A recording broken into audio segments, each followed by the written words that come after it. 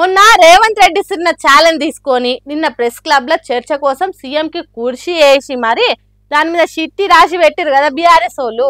కానీ సీఎం రాలేడు, దుమ్మా కొట్టిండు, మాట తప్పిండు. అబ్బో జర పెద్ద రచనే అయింది తెలంగాణ రాజకీయంలా. ఇగో ఇవాళ ఢిల్లీ టూర్ వరుస కొట్టుకొని హైదరాబాద్ చేరిండట ముఖ్యమంత్రి సారు. మరి ఈ ఛాలెంజ్ మీద ఏమన్నా మాట్లాడిండేమో, అట్లా చూసేద్దాం పా. వేరీ సీఎం, వేరీ సీఎం, ఏడి ఏడి ముఖ్యమంత్రి ఏడి, ఎక్కడికి వాయే అని నిన్న మొత్తం రచ్చాయే కదా ప్రెస్ క్లబ్ లా. ఇగో దిగిండి ఇయాలని హైదరాబాద్ లా. ఈ 2 దినాలు కేంద్ర మంత్రులు మన్సుఖ్ మాండవీయ, పీయూష్ గోయలు, జేపీ నడ్డాలను వేరుగా కలిసి ముచ్చట పెట్టిండట.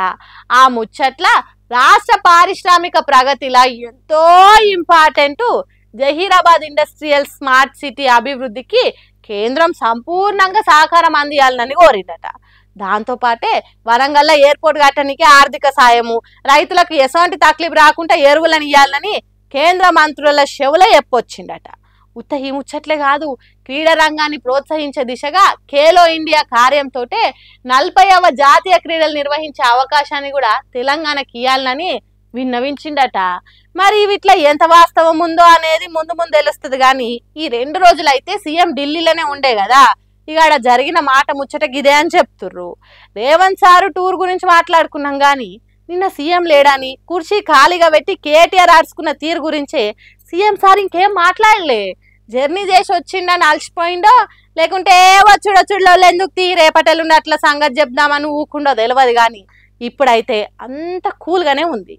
సారాడ పోయి పెట్టిన రిక్వెస్ట్లు అన్ని జరిగితే బాగుండని కోరుకుంటారట తెలంగాణ పబ్లిక్ అంతా. చూద్దాం మరి ఏమవుతుందో. అందరికి తెలిసిన ముచ్చట్నే ఇది. ఒకప్పుడు అంటే ఊరుకు ఒకలో ఇద్దరో బయట దేశాలకు పోయేటోళ్ళు, కానీ ఇప్పుడైతే ఊర్లో సగం మంది బయట దేశాలకే పయనం కడుతుర్రు. ఇక చదువులని డ్యూటీలని సగం మంది ఆడనే బతుకుతుంటే ఇంకొంతమంది టూర్లకని పోతుర్రు. మొన్నటిదాకా చాలా మంది అమెరికా, లండన్ టూర్లకే ఎక్కువ పోయిరట. కానీ ఇప్పుడైతే గీ దేశంకు బ్యాగులు చదువుతుర్రట.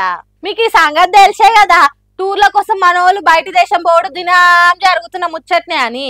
అట్లా ఇన్ని రోజులు అమెరికా, లండనే ఎక్కువ పోతారు అనుకున్నాం. కానీ ఇప్పుడు మనోళ్ళు జర రూట్ మార్చి ఆస్ట్రేలియాకు యూటర్న్ కొడుతురట.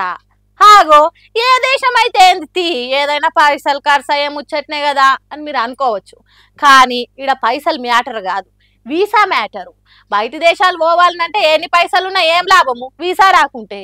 ఇంకా ఇప్పుడు అమెరికా, లండన్ దేశాలు ఈ వీసా ప్రాసెస్ ను ఇంకెంత టఫ్ చేస్తారు, గారులు ఈరులు అని. కానీ ఆస్ట్రేలియా గట్ల కాదు, వీసా ప్రక్రియ మొత్తం ఆన్లైన్లోనే పెడుతుర్రు. ఇక పాస్పోర్ట్ ను మనిషే పోయి ఇవ్వాల్సిన పని లేకుండా, బయోమెట్రిక్స్ ఇంటర్వ్యూ లేకుండానే వీసా ఇచ్చేస్తుంది. అందుకే మన వాళ్ళంతా అలక ఉంది కదా అని గట్టే పయనం కడుతుర్రు. ఈ ఏడాది మార్చి కల్లానే మొత్తం 4,50,000 మంది భారతీయులు ఆస్ట్రేలియా పోయిరంటే చూడుర్రిగా ఎంత టూరిజం పెరిగిందో ఆ దేశానికి. ఆ దేశ అందమైన ప్రకృతి, ప్రత్యేకమైన వన్యప్రాణులు, సిడ్నీ ఒపేరా హౌజెస్ వంటి అద్భుత కట్టడాలున్న ఆస్ట్రేలియా అంటే మన వాళ్ళకు ఎప్పటి నుంచో ఇంట్రెస్ట్ ఉంది. అందులో ఇంక వీసా ప్రాసెస్ ఈజీ అయ్యేసరికి అట్లా పోయి ఎంజాయ్ చేసి వస్తుర్రు. ఇక మీరు కూడా మంచి టైం చూసుకొని పైసలుంటే పోయిరర్రి.